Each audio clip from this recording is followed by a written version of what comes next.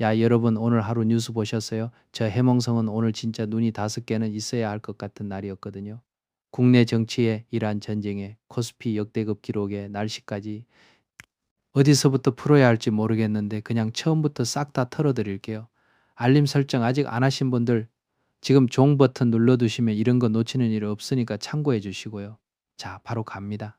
더불어민주당 경기도 전략 공천 마무리, 이광재, 김용에 엇갈린 운명. 오늘 정치판에서 제일 먼저 눈에 들어온 소식이 뭐냐면 더불어민주당이 경기도 세 곳의 전략 공천을 드디어 마무리했다는 거예요. 그중 가장 눈길을 끄는 곳이 경기 하남 갑인데요. 여기에 이광재 전 강원지사가 배치됐습니다. 이광재 전 지사, 아시는 분들은 아시겠지만 강원도지사 출신으로 정치 경력이 꽤 탄탄한 인물이에요. 강원도에서 기반을 닦은 뒤 이번엔 경기 하남갑으로 내려온 건데 민주당이 이 지역을 얼마나 전략적으로 보고 있는지 짐작이 가는 대목이죠. 전략 공천이라는 게 결국 당 차원에서 우리 이 사람 꼭 당선시킬게라는 신호거든요. 일반 경선 없이 당 지도부가 찍어주는 방식이라서 후보 입장에서는 엄청난 특혜이기도 하고 반대로 그만큼 부담도 큰 자리예요. 근데 이번 공천에서 진짜 드라마틱한 장면은 따로 있어요. 대통령의 최측근으로 알려진 김영전 민주연구원 부원장이 공천에서 완전히 배제됐거든요. 민주연구원은 더불어민주당의 싱크탱크 역할을 하는 곳인데 그 부원장이라면 당 내 핵심 중에 핵심 아니겠어요. 대통령 최측근이라는 타이틀까지 달고 있는데 공천에서 빠졌다는 건 그냥 지나치게 뭔가 배경이 있는 거잖아요. 이게 선거판에 어떤 파장을 만들어낼지, 당내 분위기는 어떻게 흐를지 지켜봐야 할 포인트가 하나 생긴 거죠. 청와대 출신들, 재보선에 출마 채비 하정우 전은수의 정치 도전. 자, 다음으로 넘어가면 청와대 인사들이 움직이기 시작했어요. 청와대의 AI 미래기획 수석인 하정우 수석과 전은수 대변인이 국회의원 재보궐선거에 출마하는 쪽으로 방향을 잡았다는 소식이 들어왔거든요. 하정우 수석은 부산 북구갑에, 전은수 대변인은 충남 아산을에 출마할 것으로 보인다고 해요. 두 사람 다 청와대에서 현역으로 활동 중인 상태에서 선거 출마 준비를 한다는 거잖아요. AI 미래기획 수석이라는 직함은 이름에서 보이듯 국가 AI 정책 전반을 계획하는 자리인데 이런 직책에 있는 분이 선거판으로 나선다는 건 청와대와 선거판도 사이에 일정한 연결고리가 만들어지고 있다는 뜻이기도 해요. 대변인 출신의 선거 출마는 이전에도 종종 있었던 패턴이라 낯설지 않지만 이번엔 두 명이 동시에 채비를 갖추고 있다는 점이 눈에 띄어요. 국민의힘 충북지사 후보 선출 김영환 vs 신용환 본선 격돌 예고. 충청도 쪽도 뜨겁습니다. 국민의힘 충북도지사 후보로 김영환 현 충북도지사가 선출됐어요. 현직 도지사가 당내 경선에서 후보로 확정됐다는 건 연임 도전을 공식화한 거죠. 상대는 더불어민주당 신용환 후보예요. 충북지사 자리를 놓고 본선에서 김영환 대 신용환 구도로 맞붙게 됐는데 충청도는 전통적으로 어느 한쪽으로 확 기울지 않는 경쟁 지역이라서 이 대결이 꽤 팽팽하게 갈 가능성이 높아요. 현직 프리미엄을 등에 업은 김영환 지사가 유리한 측면이 있는 반면 현직에 대한 심판 여론이 어느 정도냐에 따라 판세가 달라질 수 있거든요. 충북 유권자들의 선택이 이번 선거에서 또 하나의 주요 관전 포인트가 됐습니다. 2차 종합특검, 윤석열 전 대통령 첫 소환 통보. 정치 이야기를 더 이어가면 2차 종합특검이 윤석열 전 대통령에게 첫 소환을 통보했습니다. 특검이 전직 대통령에게 소환 통보를 한다는 건 수사가 상당히 구체적인 단계로 접어들었다는 신호예요. 그런데 윤 전 대통령 측 반응이 좀 독특해요. 소환 통보를 인지하지 못했다고 했거든요. 그러면서 출석 여부도 밝히지 않았어요. 몰랐다는 게 공식 입장인 셈인데 통상적으로 법적 절차상 소환 통보가 전달됐느냐 안 됐느냐는 이후 수사 진행 과정에서 꽤 중요한 변수가 될 수 있어요. 과연 윤 전 대통령이 특검 조사에 응하게 될지 아니면 다른 법적 수단을 동원할지 앞으로 이 흐름을 계속 지켜봐야 할 것 같아요. 아수 문재인 전 대통령의 조언, 김정은 트럼프와 대화하라. 외교 쪽으로 눈을 돌려보면 문재인 전 대통령이 김정은 북한 국무위원장에게 트럼프 대통령과 대화에 나설 것을 조언했다는 소식이 있어요. 전직 대통령이 북한 지도자에게 공개적으로 조언을 건넨다는 건 꽤 이례적인 행보인데 남북 관계와 미북 관계가 동시에 얽힌 복잡한 외교 국면에서 나온 발언이라 주목받고 있어요.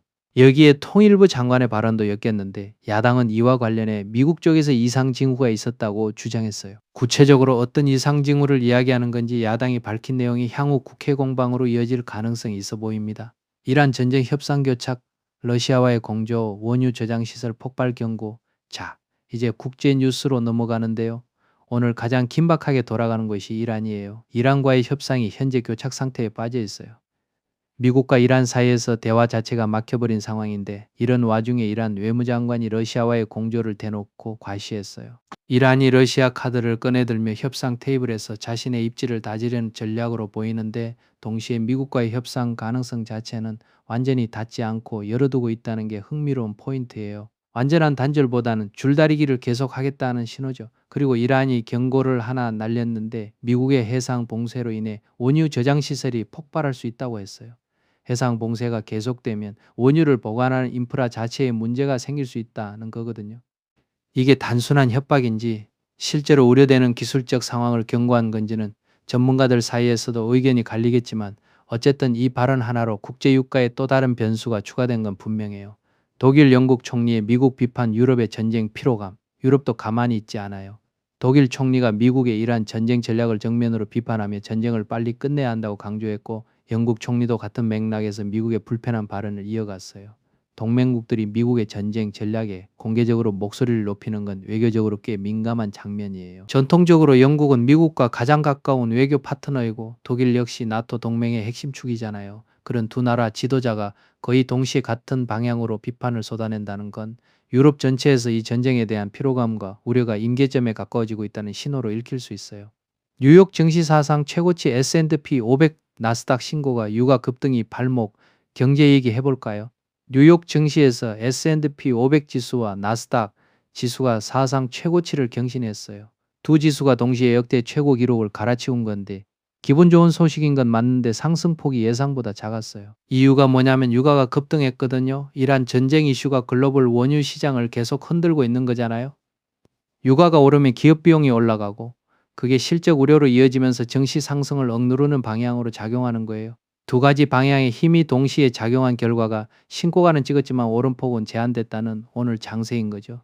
이 여파가 특히 직격탄을 날린 것이 미국의 저비용 항공사들이에요. 항공유 가격이 급등하면서 운영 비용이 폭발적으로 늘어났는데 저비용 항공사들은 가격 경쟁력이 생명인 구조다 보니 비용 증가를 요금에 반영하는 데 한계가 있어요. 결국 이들이 금융 지원을 요청하기에 이른 거예요. 이란 전쟁의 파장이 비행기 티켓값과 항공업계 재정까지 흔들고 있는 현실이에요.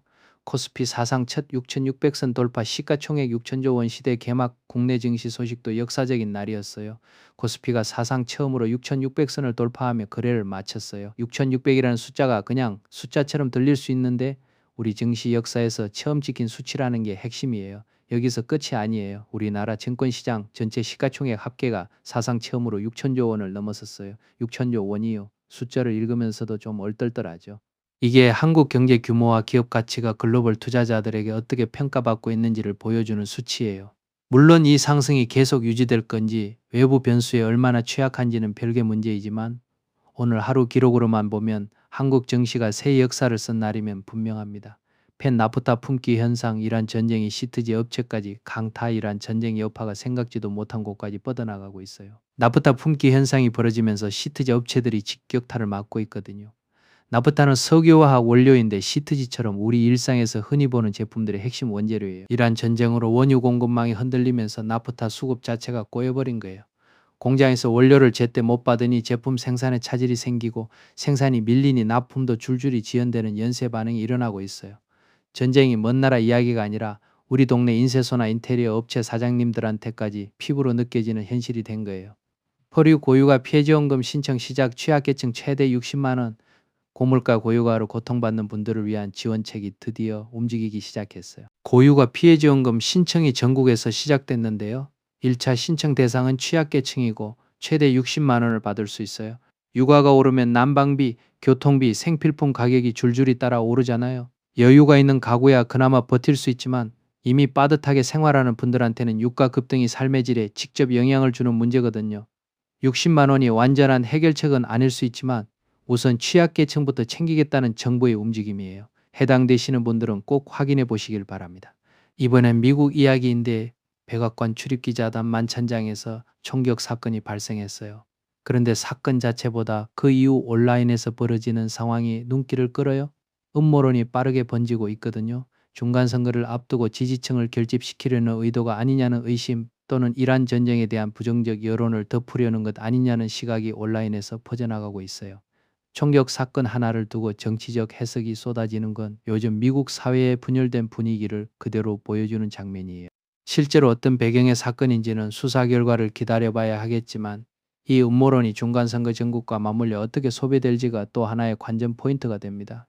충북 청주 농기계 창고 화재, 고속도로 화물차 추돌, 국내 사건 사고도 있었어요.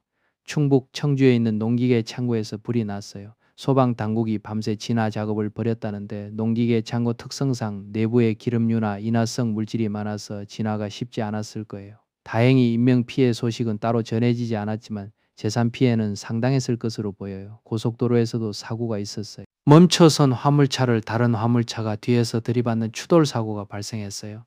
화물차끼리 부딪히면 충격이 엄청나기 때문에 고속도로에서 차량 정지 상황은 늘 조심해야 해요. 사고 현장 인근을 지나시는 분들은 특히 안전거리 확보에 신경 써주세요. 주사기 매점 매석 단속 경찰 수사 착수 10만 개 보관 업체 고발 정부가 주사기 매점 매석 단속에 나섰고 경찰이 적발된 의료기기 판매 업체들에 대해 수사에 착수했어요. 한 업체는 주사기를 무려 10만 개 넘게 쌓아두다 고발됐는데 이 숫자가 좀 압도적이죠.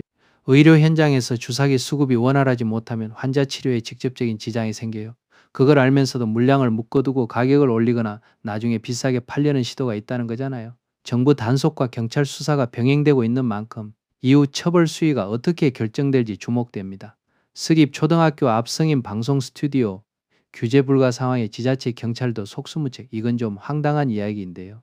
초등학교 앞에 성인 방송 스튜디오가 들어섰고 민원이 빗발치고 있어요. 그런데 문제는 이 시설이 현행 법규상 위반 시설에 해당하지 않아서 규제 자체가 불가능한 상황이라는 거예요. 지자체도 경찰도 손을 쓸 방법이 없다는 거잖아요.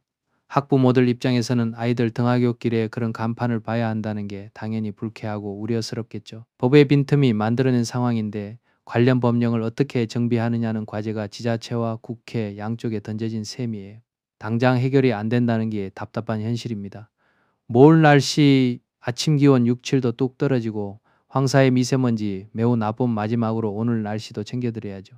아침 기온이 어제보다 6, 7도 낮아요. 갑자기 뚝 떨어지는 거라서 외출하실 때 겉옷 하나 꼭 챙기세요. 그리고 황사 영향으로 전국 미세먼지 농도가 나쁨에서 매우 나쁨 수준을 보인다고 해요. KF94 마스크 착용 강력 권장이고 야외 활동은 가급적 줄이시는 게 좋을 것 같아요. 특히 호흡기가 약하신 분들, 어르신들, 아이들 있는 집은 더욱 신경 써주세요. 오늘 뉴스 어떠셨어요? 정치판 공천 드라마부터 이란 전쟁의 글로벌 파장, 코스피 역사적 신기록, 황사까지 정말 꽉 찬 하루였죠. 해몽성은 앞으로도 이런 뉴스들 빠짐없이 풀어드릴 테니까 구독이랑 좋아요 아직 안 누르셨으면 눌러주시고요. 다음 영상에서 또 만나요. 수고하셨습니다.